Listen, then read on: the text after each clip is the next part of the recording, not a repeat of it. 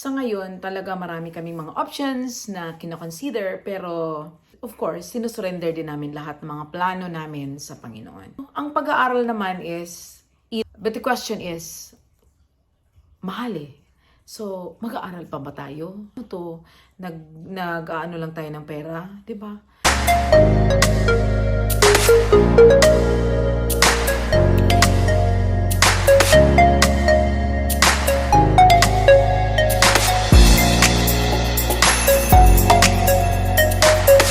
Hello everyone! Welcome po sa aming vlog.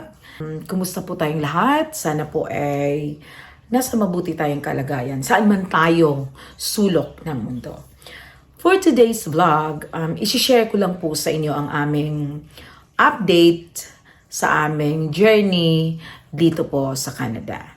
Kasi technically, dapat nag-workout na kami ng aming pang-PR this 2026. We arrived here in 2022 as student permit. Yung asawa ko, nakatanggap po kami ng PGWP namin is November 2024.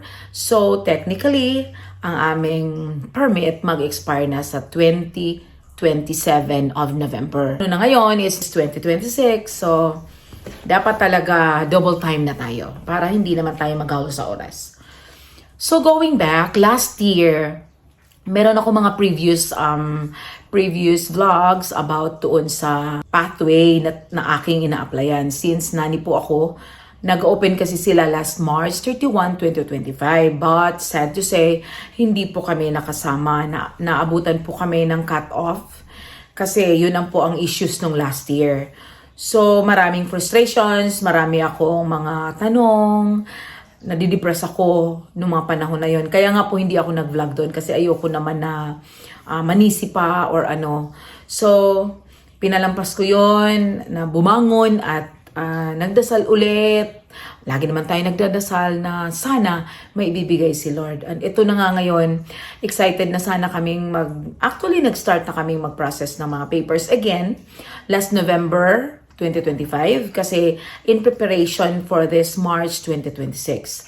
But hindi sila mag-o-open. Nag-announce po no bago magpasko na i-close nila pansamantala yung pathway na yon. Hindi sila mag-o-open ngayong March ulit in 2026. So of course, isang panibagong pangamba na naman yon na kung kailan naman ako ready more, kasi noon kasi 6 months lang naman ang kailangan, di ba? Ngayon, more than 6 months ang kailangan ng experience. Ngayon kasi more than almost a year na ako sobra doon sa pagnanani. So, qualified na talaga kasi 6 months lang ang qualification. Kung kailan naman ako ready na kumbaga, tsaka naman po nila pinos. So, hindi rin naman natin sila mapo-force. Kasi sino ba naman tayo, di ba? May plan sila. Kaya daw nila, ang reason ng IRCC, ng immigration, kaya daw nila pinos yun or in-stop muna, kinlose yung pathway na yon kasi marami pa daw silang backlogs, which is true.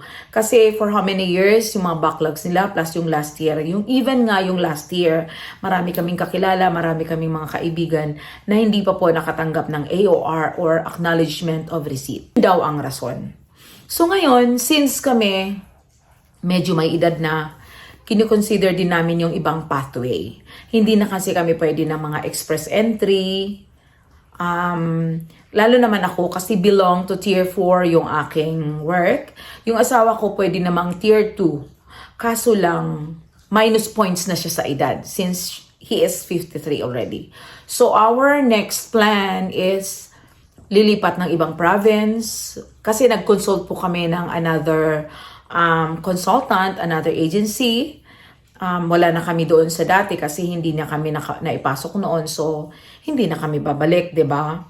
At yung aming bago ngayon, inano talaga namin, ni-reveal namin lahat, kwento namin lahat na ganito, nagbigay naman siya lahat ng mga pathways na pwede binigay naman niya.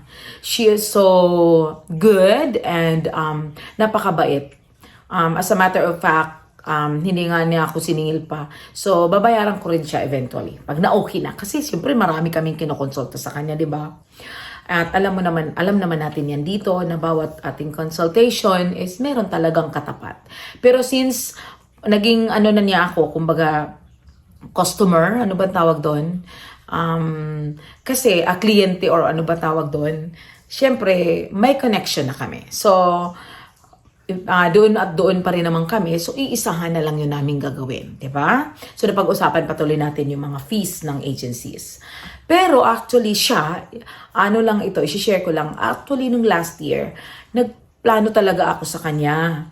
Nakipag-usap na ako. Kaso, tinanggihan nga ako kasi puno na nga sila. Kasi late na ako noon dahil may problema doon sa tax ko, doon sa amo ko. Pero nahabol naman kaso punuan na sila, hindi na niya ako tinanggap.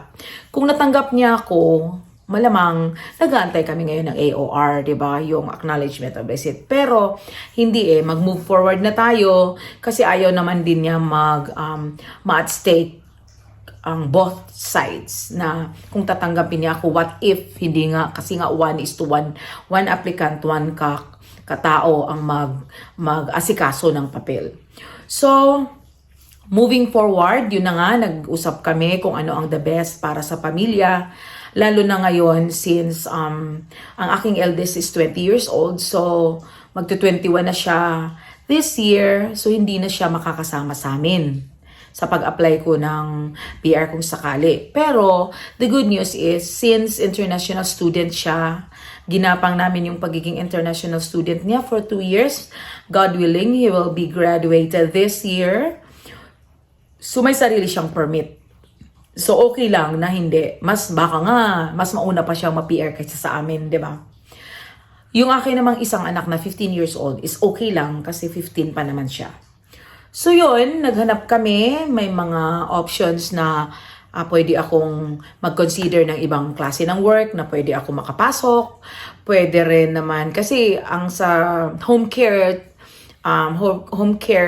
support program kasi is meron namang at least 1 year experience, pwede ka na makapag-apply. So, kinoconsider ko rin yun na kung sakaling lilipat ako, na yung maglilid naman din sa mga pathway na pwede akong ma-PR. Pero, since 51 na rin ako, yun ang mahirap talaga kung bakit kasi nagpunta pa kami dito ng mga matatanda na. Pero nandito na kami, hindi namin yun iniisip na consequence.